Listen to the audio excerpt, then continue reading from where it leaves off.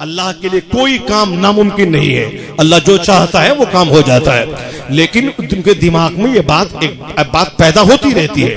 मैं यकीन तो करता हूं कि अल्लाह मुर्दे को जिंदा करेगा, लेकिन इस सड़ी हुई लाश में जिंदगी कैसे पैदा होगी, ये एक दिमाग में कंफ्यूजन पैदा हो सकता है। जैसे इब्राहिम अलैहिस्सलाम ने कहा था सूरह बकरा में, ए अल्लाह तू कैसे तुहियल मौता, कैसे तू मुर्दा को जिंदा करेगा। अल्लाह फरमाता क्या तुझे इत्मीनान नहीं है क्या? इब्राहिम अलैहिस्सलाम ने कहा था मुझे इत्मीनान तो है, लेकिन मेरे दिल को इत्मीनान नसीब हो जाए कि कैसे मुर्दा जिंदा होता है। इत्मीनान है कि तू मेरा रब है, तू जिंदा करेगा, लेकिन मैं चाहता हूं कि मेरे कल्ब को और यकीन कामिल हासिल हो जाए कि तू कैसे मुर्दा को जिंदा करेगा।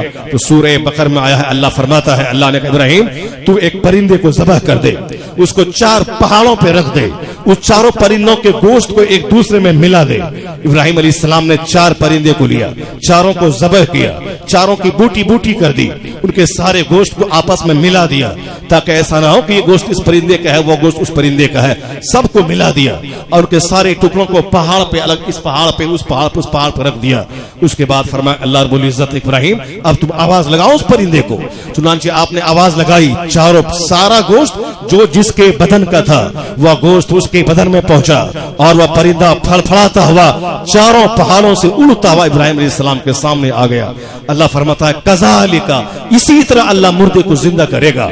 अल्लाह ताला दुनिया के वो लोग जो 50,000 साल पहले मर गए हैं, अल्लाह ताला उसको जिंदा करेगा, चाहे वो किसी नदी में मर गया हो, चाहे वो किसी सांप के पेट में चला गया हो, चाहे वो नदी में मर के किसी मछली के पेट में चला गया हो, चाहे कब्र में उसकी लाश सड़ गई हो, उसका जर्रा जर्रा गल गया हो।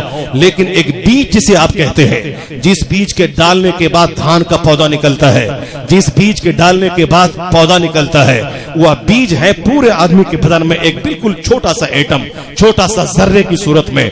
आदमी को चाहे शेर खाए, आदमी को चाहे सांप चबाए, आदमी चाहे आग में जल जाए, लेकिन वो जर्रा बाकी रहता है। उसी जर्रे को दोबारा अल्लाह उसमें जिंदगी जान डाल देता है, दोबारा जिंदा करता है अल्लाह। अल्लाह फरमाता है फल यंजुरुल इंसान मिम्मा खुलिक़ मिम्मा इंदाफी यखरुजु मिन बैनि सुल्बि वत्तराई इन्नहु अला रजइही लक़ादिर। अल्लाह कहता है a man should consider in his creation how he is created. आदमी को अपनी पैदाइश पे गौर करना चाहिए कि पैदा हुआ कैसे है। अल्लाह फरमाता है कि पानी का एक जंप करता हुआ कतरा जो बाप की रीढ़ की हड्डी से होता हुआ उसकी शर्मगाह से निकलता है, पेशाब के रास्ते से, और माँ के सीने की हड्डी से वो कतरा निकलता है, यखरुजु मिन बैनि सुल्बि वत्तराई, यानी वह पानी का कतरा जो मनी और नुत्फे की सूरत में निकलता है। अल्लाह फरमाता है वह नुत्फा निकलता कहां से है? वह नुत्फा सुल्ब से और तराइब से निकलता है, यानी वह बाप की रीढ़ की हड्डी में रहता है वह नुत्फा, और माँ के सीने की हड्डी में रहता है वह नुत्फा। जब माँ बाप दोनों आपस में मिलते हैं तो उस शर्मगाह से, माँ की शर्मगाह से उनके सीने का नुत्फा और बाप की शर्मगाह से उनके रीढ़ की हड्डी का पानी का कतरा निकलता है। उन दोनों कतरों में आपस में जंग होती है। उस जंग में जो कतरा जिस पे गालिब आ जाता है, यानी अगर बाप की मनी का स्पर्म अगर गालिब आ गया, स्पर्म का कीड़ा, तो लड़का पैदा होता है, और अगर औरत की मनी का जो कीड़ा है वो कीड़ा गालिब आ गया तो लड़की पैदा होती है।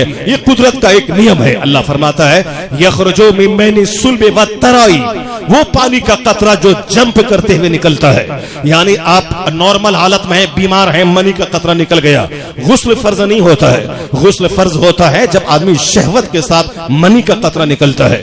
शहवत कहते हैं ख्वाहिश, सोहबत करने की ख्वाहिश, चाहे वो ऐसे बैठे बैठे सोचते सोचते उसको मजा मिल गया, उसका आला मुंतशिर हो गया और